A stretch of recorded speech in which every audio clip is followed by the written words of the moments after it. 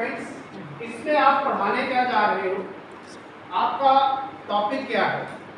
अब कोई टॉपिक का नाम लीजिए, ऐसा टॉपिक का नाम लीजिएगा जो कॉमर्स में भी आता हो, सोशल साइंस में भी आता हो और फिजिकल साइंस में भी आता हो। कोई ऐसा टॉपिक का नाम हो। लो भाई, मैं लेता हूं।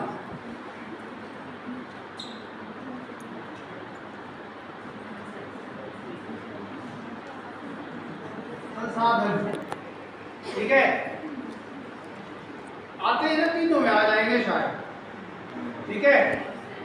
अब संसाधन जो टॉपिक है, इसके सब पॉइंट्स भी होंगे। देखो, मानव निर्मित, प्राकृतिक मानव निर्मित होंगे कि नहीं होंगे। These are your teaching points, ठीक है। 5 भी हो सकते हैं, लेकिन 15 से 20 मिनट में कितना कंटेंट आप कवर कर पाओगे उसका भी ध्यान रखना है। ये ना हो कि 5 पॉइंट ले लिए और मिनट लग गए 40, और ये भी ना हो कि पॉइंट तो ले लिए लेकिन 10 मिनट में डिलीवर हो गया, वैसा भी नहीं होना चाहिए, ठीक है। वो कोड करना है, नहीं तो आप डिफरेंशिएट पूछोगे तो वो तो वैसे ही होगा, या आप अंतर पूछ लोगे तो हिंदी में हो गया ना। तो यहाँ पे आप एग्जाम्पल से क्वेश्चन पूछोगे। अगर उन्होंने प्रकार पढ़ लिए हैं, एग्जाम्पल पढ़े हुए हैं, तो एग्जाम्पल से आपका क्वेश्चन बन जाएगा, ठीक है। या आप डायरेक्टली ऐसा भी पूछ सकते हैं कि प्राकृतिक संसाधन और मानव निर्मित संसाधन के दो उदाहरण, ठीक है। एक मेथड होता है इसमें imitating the behaviour of the real world. मतलब आपने क्या करना होता है कि एक रियल सिचुएशन में अपनी जो स्किल्स है उसका अभ्यास करना होता है।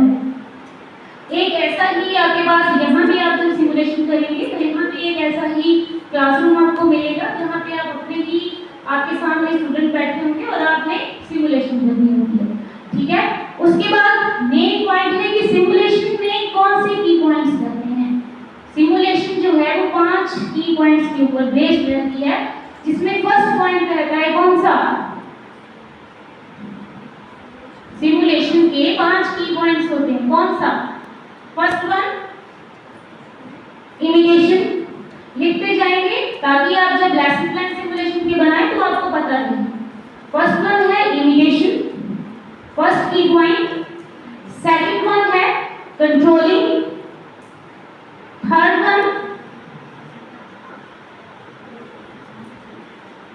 One anyone, imitation, controlling, analysis, जिसमें हम सिस्टम बिहेवियर की बात करते हैं। फोर्थ है आपका लर्निंग एंड टीचिंग या लर्निंग एंड ट्रेनिंग, इसमें हम ट्रेनिंग और सीखने और सिखाने की बात करते हैं। और लास्ट है हमारा डिसीजन मेकिंग।